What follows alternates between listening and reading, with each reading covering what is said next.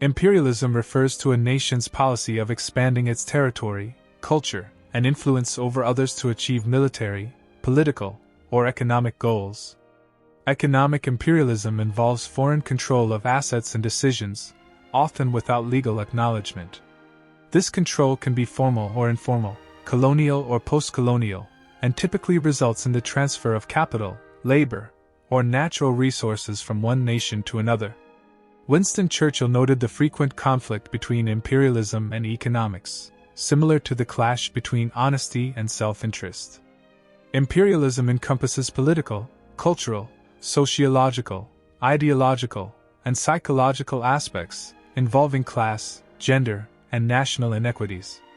Economically, imperialism can be categorized into 5 modes: colonialism, internal colonialism, settler colonialism, investment imperialism, and unequal exchange. Each mode perpetuates national oppression. The conclusion highlights the democratic limitations of modern anti-imperialism movements. Colonialism involves the domination of one nation by a more powerful nation, primarily exemplified by European nations subjugating non-European societies from the 15th century until decolonization post-World War II. However, colonialism is not limited to European versus non-European dynamics. Europeans and non-Europeans have both colonized within their groups. Some argue that colonization brought benefits to the colonized, leading to varied developmental outcomes depending on the level of independence and type of economic activities pursued by the colonized regions. For instance, South American colonial economies focused on labor exploitation have shown less development compared to those involved in subsistence agriculture and manufacturing. Nevertheless, the prevailing view is that colonialism was harmful, as the stark disparities between wealthy and poor nations today often reflect historical colonial boundaries. During the colonial period, the economic and political suppression by colonial powers stunted development in colonized regions, a legacy evident in current global inequalities and the low life expectancy in many former colonies. Understanding the adverse impacts of colonialism is crucial to comprehending modern histories of genocide, famine, and conflict. In Africa, colonialism negatively impacted development, evident in the decline of biological standards of living, with colonized Africans experiencing a significant drop in average height due to poor health and nutritional conditions. This decline resulted from land dispossession, coercive labor regimes, and inadequate public health investments. The heavy tax burdens imposed by colonial powers far outweighed investments in public goods, with most funds directed to maintaining metropolitan governance. Present-day corruption in Africa can be traced back to colonial practices where local rulers were incentivized to collaborate with colonizers, a legacy that continues to influence political and bureaucratic elites. Additionally, countries with European minorities historically exhibit higher levels of corruption, linking colonialism to persistent governance issues in developing nations. In the Indian subcontinent, British colonial rule resulted in stagnant per capita income and severe economic decline. Notable colonial famines, such as those between 1876 to 1879 and 1896 to 1902, led to the deaths of millions, exacerbated by British policies and infrastructure. The Bengal famine of 1769 to 1770 further exemplifies the devastating impact of British colonization. Colonial disruptions to indigenous social and economic structures intensified the frequency and scale of famines, significantly hindering development. Colonialism facilitated metropolitan capital accumulation by exporting unemployment to colonies through discriminatory trade policies.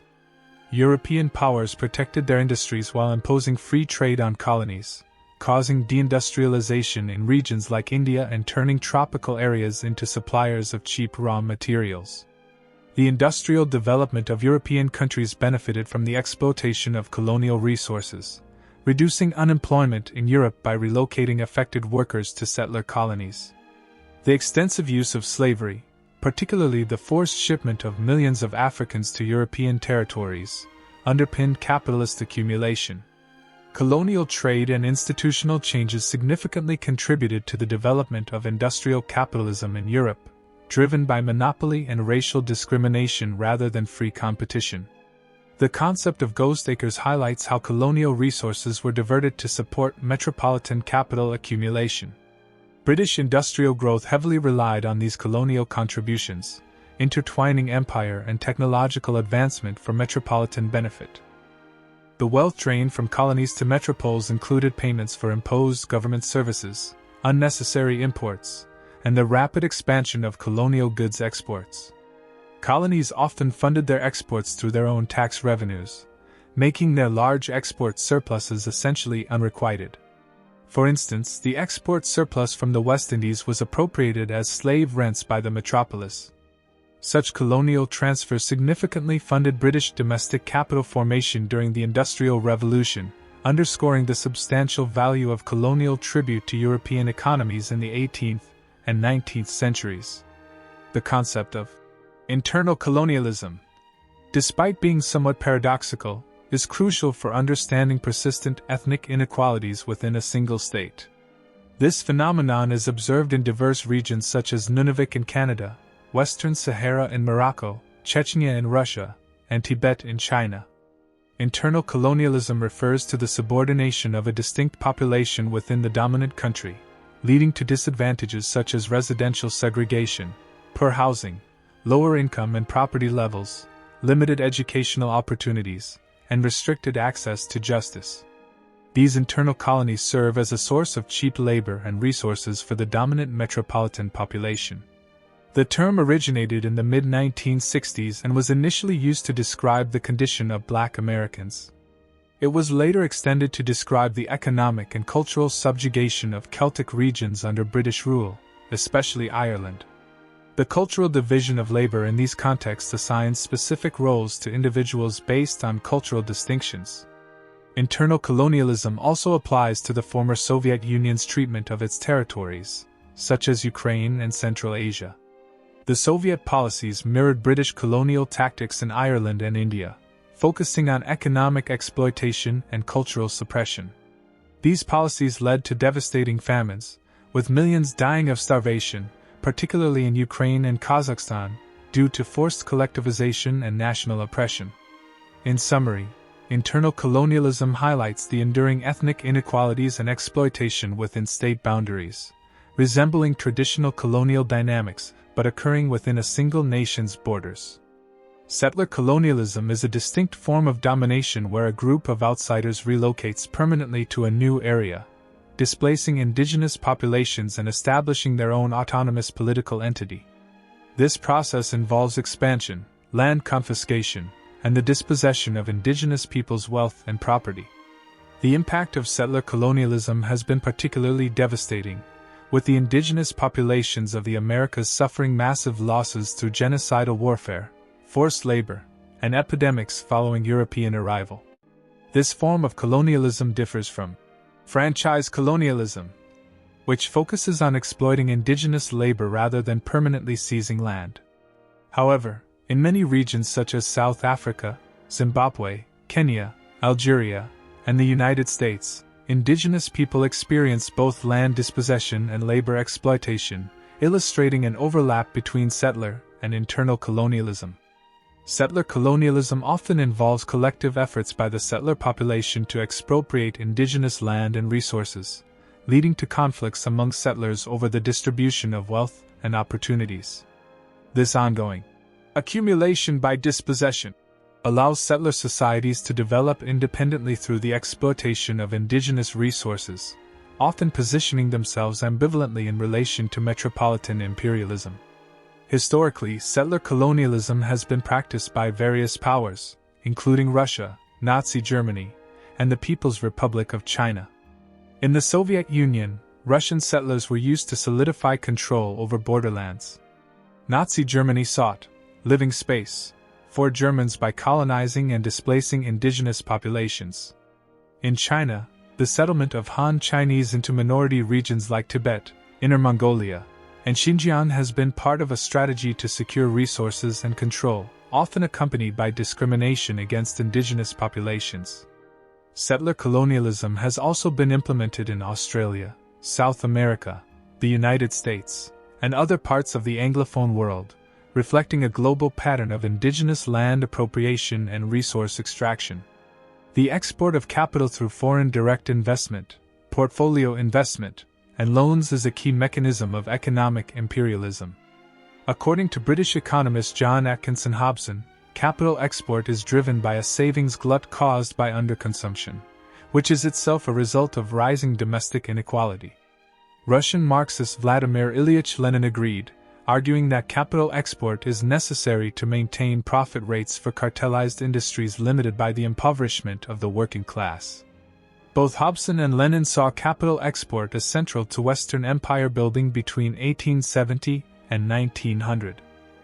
Before World War I, countries involved in the war exhibited high income and wealth inequality, expanded foreign asset holdings, and higher returns on foreign investments compared to domestic ones. Contrary to Hobson and Lenin's views, instead of exporting excess capital, Britain, France, and Germany reimport income from previous investments, consuming part of the product of other nations. This reimport income financed trade deficits and new investments without reducing domestic capital surpluses. Moreover, foreign investment primarily flowed to the most developed capitalist countries rather than the tropical regions where formal empires grew between 1870 and 1900. This indicates that while significant capital investment occurred abroad in the late 19th century, it largely bypassed the regions that were being colonized. Thus, the pattern of capital export and investment was complex, reflecting both economic strategies and geopolitical interests. Between 1865 and 1914, a significant portion of foreign investment by Britain and other European nations was directed toward regions of recent European settlement, primarily the New World. Specifically, 3/5 of British and 2/3 of trans-European foreign investment went to these areas, which housed only a tenth of the global population. In contrast, just over a quarter of these investments were directed towards Asia and Africa, home to 2/3 of the world's population. This limited investment in underdeveloped countries reflected the abundance of inexpensive natural resources in these regions. The availability of cheap labor in these areas effectively substituted for foreign investment.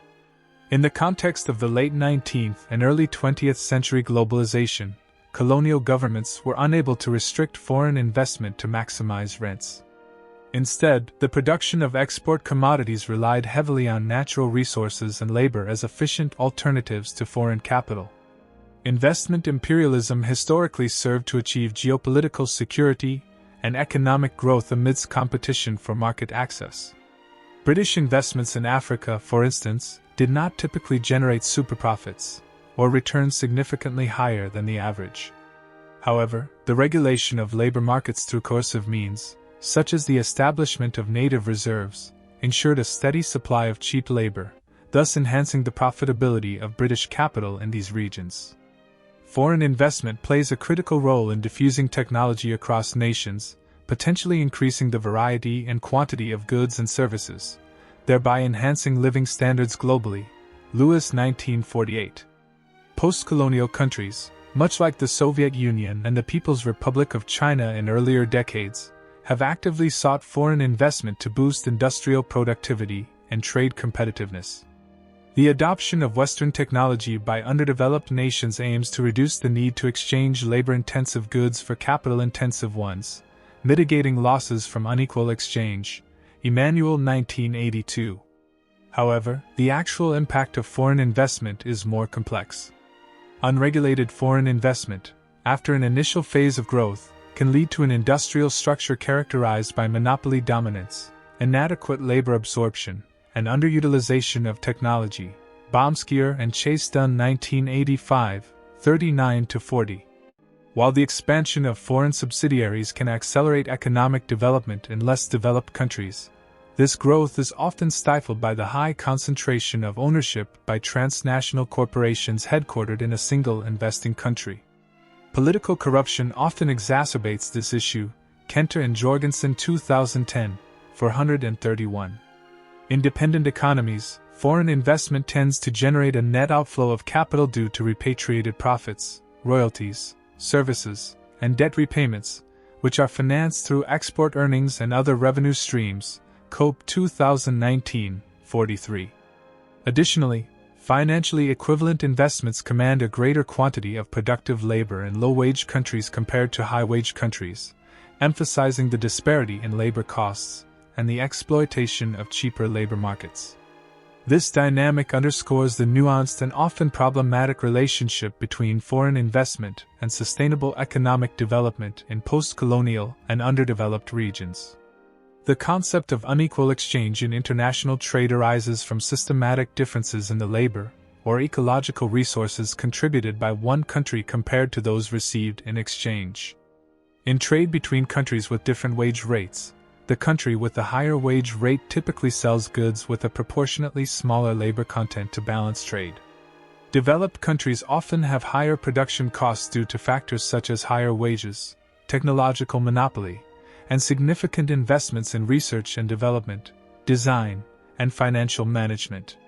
Consequently, there is an unequal exchange of labor time in monetarily equivalent trade between low-wage and high-wage countries, resulting in workers in one country being able to purchase a greater quantity of goods produced by another country with the same amount of labor.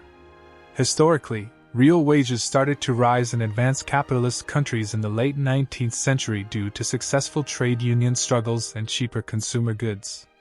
However, in underdeveloped countries, factors such as deindustrialization, economic disarticulation, and labor market segmentation have consistently led to an oversupply of labor and downward pressure on wages. Some objections to the theory of unequal exchange argue that international wage differentials reflect productivity differences between workers in different countries. However, measuring productivity based on market value generated by each unit of labor time may overlook the historical and political factors that contribute to wage and capital differentials. Ultimately, international trade between economies with different wage levels involves a transfer of value from the higher wage to the lower wage economy. In addition to wage differentials, international differences in the organic composition of capital, economic rent, and monopoly or monopsony power can also contribute to unequal exchange in international trade. This unequal exchange has implications for global income distribution, with affluent countries benefiting even as labor's share of income and manufacturing employment decline within them. The shift in China's labor terms of trade illustrates the complexities of imperialism and its evolving dynamics within the global economy.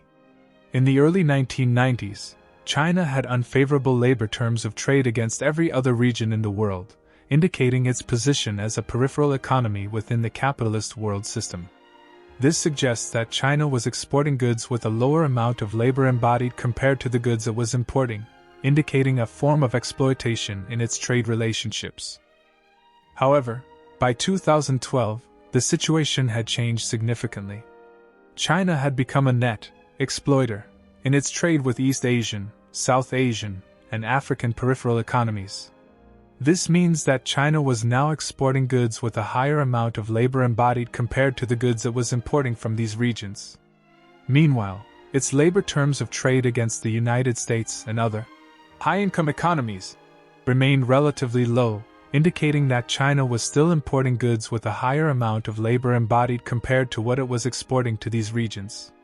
This shift highlights how China's position within the global economy has evolved over time, from being a peripheral economy with unfavorable labor terms of trade to becoming a net exploiter in certain trade relationships. It also underscores the complex dynamics of imperialism, where countries like China can both experience exploitation in some trade relationships while benefiting from exploitative relationships with other regions. The critique presented here sheds light on the limitations of some analyses of imperialism, particularly those that focus narrowly on Western imperialism while downplaying or ignoring the actions of other states and governments. It highlights how authoritarian regimes, often masquerading as anti-imperialist, have engaged in exploitative practices and crimes against humanity, sometimes with the support or justification of certain ideological factions. The historical record is indeed complex and nuanced, revealing instances where purportedly socialist or anti-imperialist governments have perpetuated systems of oppression and exploitation. From the Soviet Union's control over satellite states to China's economic dominance and human rights abuses, there are numerous examples of authoritarian regimes pursuing their interests at the expense of others. Furthermore, the narrative challenges the simplistic dichotomy often drawn between the far left and far right, showing how both can embrace similar ideologies and engage in similar patterns of behavior. The concept of sub-imperialism is introduced to describe the actions of larger dependent countries, such as the BRICS nations, which wield economic and geopolitical power in ways that perpetuate inequality and exploitation. Ultimately, the essay calls for a reevaluation of international economic structures and the promotion of policies that prioritize fairness, sustainability, and equality. By addressing issues such as food sovereignty, fair trade, labor rights, and environmental protection on a global scale, there is potential for the creation of a more just and equitable international order.